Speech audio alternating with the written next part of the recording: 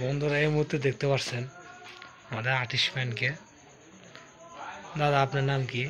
আচ্ছা, আপনার কি এগুলো করা পেশা নাকি? জি। এগুলো কত বছর হলো করেন? আমি ছোট থেকে কাজ করি। তাও কত বছর হলো? এই আপনার 8-9 বছর হবে। 8-9 বছর হলো। হুম। তাতে আপনার মাসে কত ইনকাম আসে এগুলো করে? আসে মোটামুটি, সংসার আপাতত চলে আর কি। ধর্ম কাজের জন্য এখানে মনে করেন কাজ করা হয়, জি।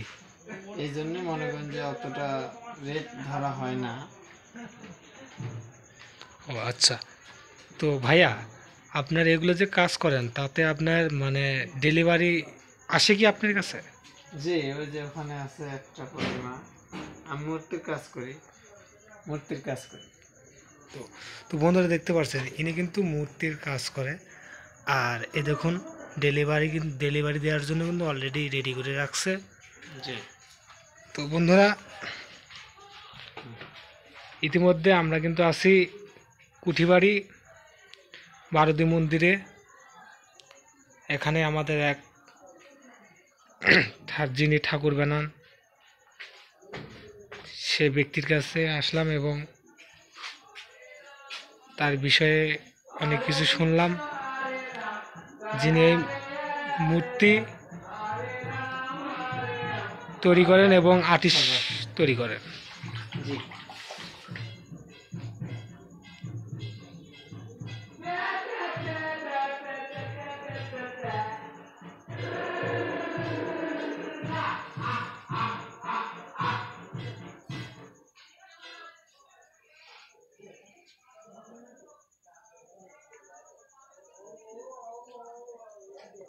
দেখুন দর্শক কত সুন্দর করে কিন্তু আর্টিস্ট করতেছে। আচ্ছা, যাকে সাজাইতেছেন ইনি কি মহাদেব না কালী? মহাদেব। মহাদেব। তো বন্ধুরা দেখতেছেন মহাদেবের আর্টিস্ট করা।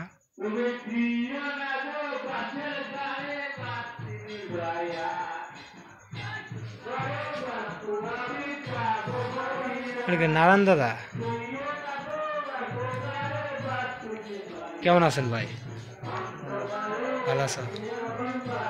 তো তুমি যে সাজাগুজো করছো তাতে তোমার মনের আনন্দ কিরম হচ্ছে?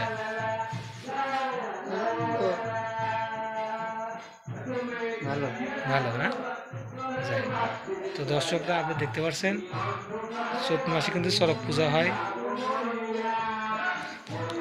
সেই উপলক্ষে কিন্তু তাদের একটা হাজরা থাকে, সেই হাজরা কিন্তু সাজানো হতেছে।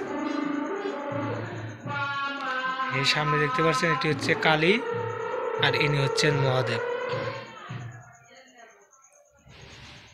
তো দর্শক যারা এই মুহূর্তে আমার এই ভিডিওটা দেখতেছেন অবশ্যই আমার চ্যানেলের সাথে থাকবেন এবং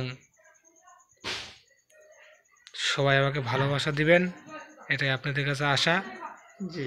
আর যাদের মূর্তি এবং আর্টিস্টম্যান দরকার অবশ্যই কুটিবাড়িতে এসে যোগাযোগ করবেন বারুদি মন্দিরের সামনে। কি ভাই ঠিক তো? জি। তো সবাই ভালো থাকবেন, সুস্থ থাকবেন, ধন্যবাদ।